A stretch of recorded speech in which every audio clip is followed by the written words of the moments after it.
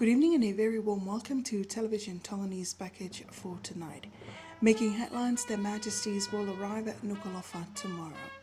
Opportunities to be equally divided on both men and women, especially in sports. Search and rescue work for a father from Papua went missing at Hofa'alupa last night, currently on hold. And supporters and fans of the Matamatoa team show support of the national team on its upcoming game tomorrow. These and more stories later on in this bulletin. Here's the news in detail. Their Majesties King Dewald VI and Queen Anaspa will arrive at Nuku'alofa tomorrow. They will arrive from Auckland after paying official visit to many foreign diplomats and monarch. Information from the palace office says they last Sunday arrived at Auckland from Thailand as their final destination to Tonga. The King and Queen have been away from Tonga for a while after His Majesty the King represented Tonga to the United Nations 68th General Assembly in New York. From there, they then hold an audience with the British monarch, Queen Elizabeth II, at the Buckingham Palace in London. After the audience with the British monarch, they continue their royal visit to Thailand before returning to the kingdom tomorrow. Meanwhile, information from the Prime Minister's office reveals that the Honourable Prime Minister Lord Tirangano will arrive in Nuku'alofa tomorrow after attending the interim ministerial meeting of the Second Pacific Islands Leaders Meeting known as BAM in Tokyo, Japan. Meanwhile, this is after the Prime Minister attended the second ministerial meeting of the Pacific Island Leaders Meeting, which has been mentioned earlier, which concluded on October 27th in Tokyo. Japan's Prime Minister Shinzo Abe received the Lord Prime Minister and other heads of delegation, underscoring the continued deepening of relations between Japan and the Pacific. Lord Tirangano also met with the Japanese Foreign Minister, Mr. Kishida, who noted the close ties between the royal family of Tonga and the imperial family of Japan and offered the congratulatory remarks on the royal announcement of the birth of His Royal Highness Prince Taufa'ahau. Discussions between the Prime Minister and Foreign Minister included the reciprocating establishment of the Embassy of Japan in Nuku'alofa and the Embassy of the Kingdom of Tonga in Tokyo, which further strengthened these diplomatic relations.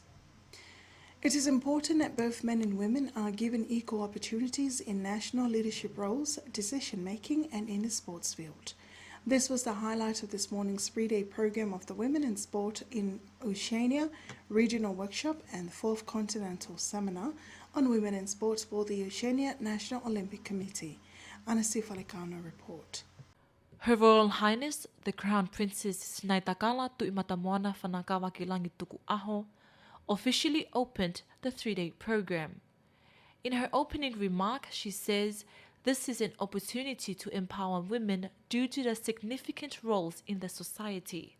It is encouraging to understand the focus and objective of workshop and seminars that focuses on strengthening the leadership of various representatives of Oceania's national Olympic committees, men and women who are ambitioned to be engaged in leadership and decision-making position in the world of sport nationally, regionally, and internationally.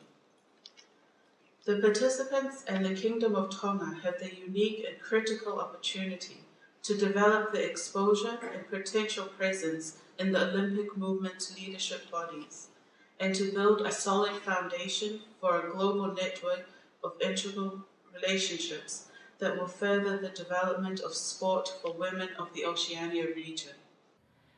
Meanwhile, the Chair Lady of the International Women in Sports Commission, Anita de France, shares an important message with the audience on how to tackle the challenges that women all over the world faces. More resources should be dedicated to the development of women's skills in management and leadership. Dear friends, we do have the skills it takes, but sometimes we need to be reminded that we do have those skills. As the seminar programs indicates the path to success inevitably passes through this kind of motto: I want to, I can, I will. Information from the Tonga Women International Sport Commission, or TUSC, says this conference will help encourage women to write for top or leadership positions in the national sports federation, as well as increasing possibilities for girls in sports. This conference will equip participants to promote the principle of gender equality in sport for men and women, and to also address the need for men and women to work together in partnership for a progressive development in sports. This is the first ever international conference of this kind to take place in the region in Tonga. Attending this morning's program was the acting Prime Minister, Honourable Sami Vaipulo, Speaker of the Legislative Assembly, Lord Whakawhanua, Diplomatic Corps, Chair Lady of the Tassanok, Lady Tuivakano, and others. The program will end on Friday, November the 1st. More than 40 delegates from 16 countries in the region and Oceania, including Tonga, are taking part in this program. The workshop is co-funded by the International Olympic Committee and the Tonga Women in Sports Commission, or TWISC. For Television Tonga News, I am Manasiu Falekaono.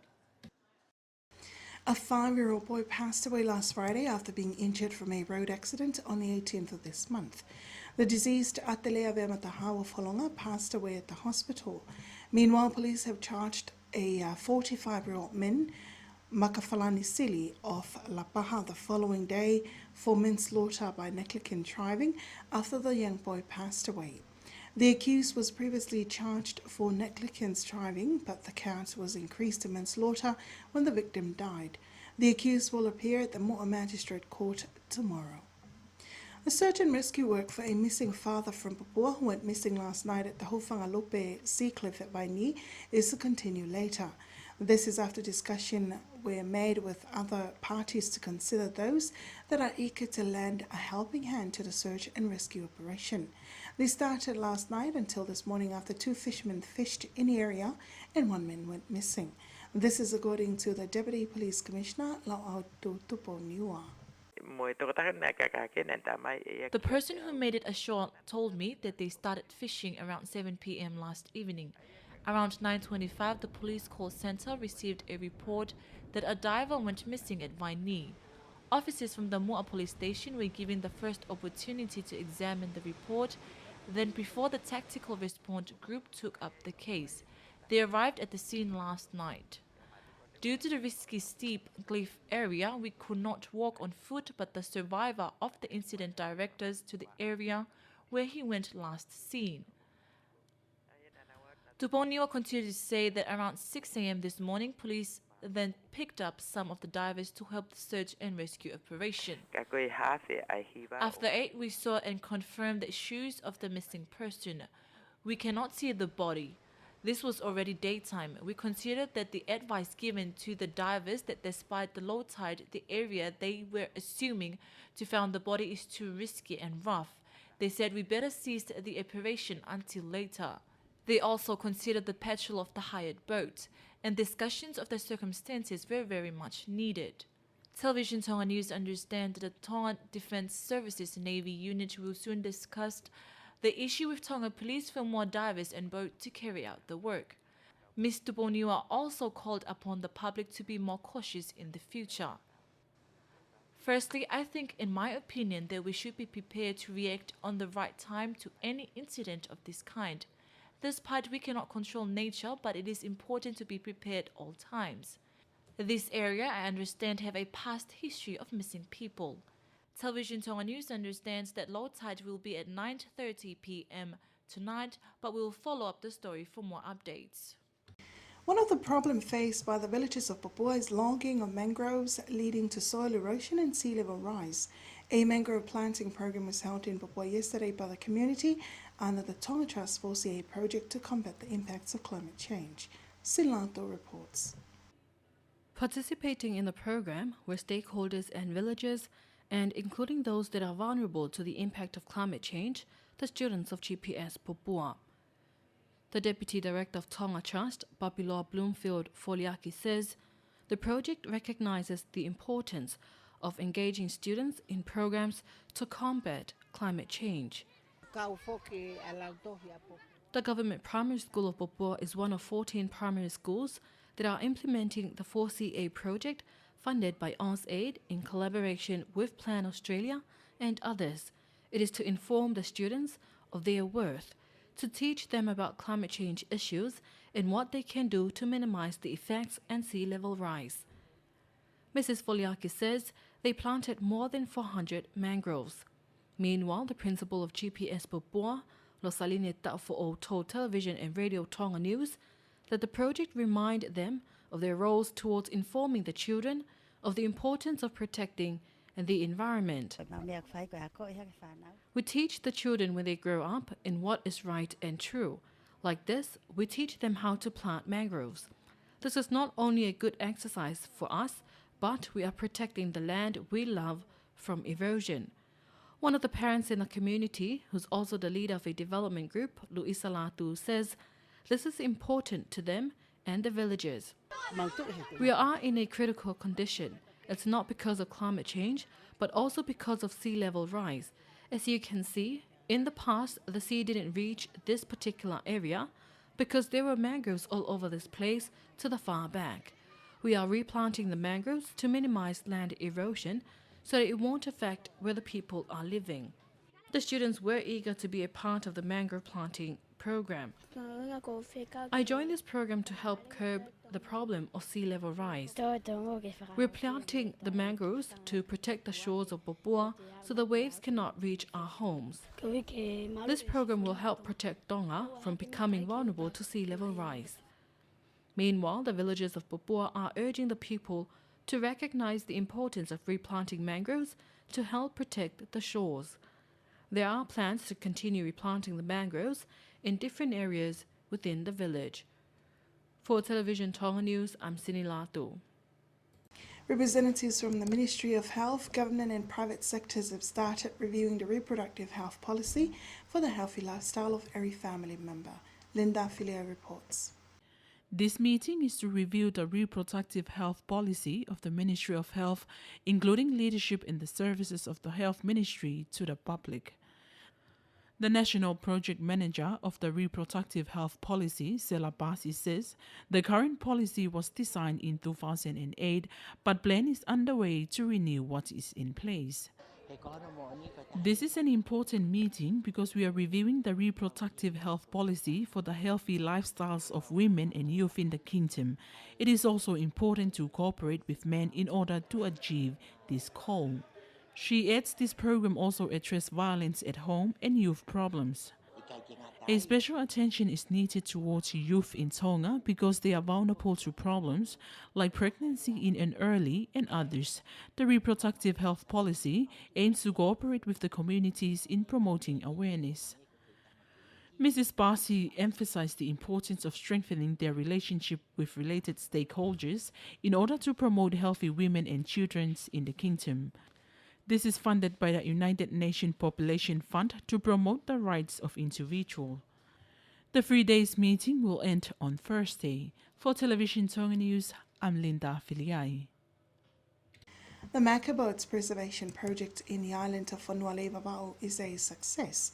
This is according to the project coordinator, Ana Loiloi, after the recent survey conducted on the population of Macaboats in the island. A similar project is also held at the island of Late. Sinlatu reports. The project coordinator, Ana Loiloi, says a survey held this year shows that about 1,000 Macapods are currently farmed at Whanuale, compared to only about 300 to 500 Macapods found there in the previous survey. Recently, there were no Macapods at Whanuale after it was introduced in the 90s. One ornithologist from Fiji came and carried out the same survey, and they couldn't find any in the island of Late. However, when the same survey was carried out to the island of Whanuale, 35 eggs were buried there. He then found 300 to 500 Macapods. When the team from Tonga conducted the survey this year, one of the ornithologists, David Butler, recorded more than 1,000 Macapods. The ministry is excited over the results. These Macapods were marked by the International Union for Conservation of Nature, or IUCN, as one of the critically endangered species, but Tonga's project has been a success on preserving these species. In the IUCN's list, the Macapod was included in the red list, and it was one of the endangered species in the world. We then tried to preserve it, and after the survey we conducted in Whanuale, the Macapods then came under the list for endangered species only. This project is funded by the Global Environment Facility, or GEF. And that's the local news. The latest from around the region is up next.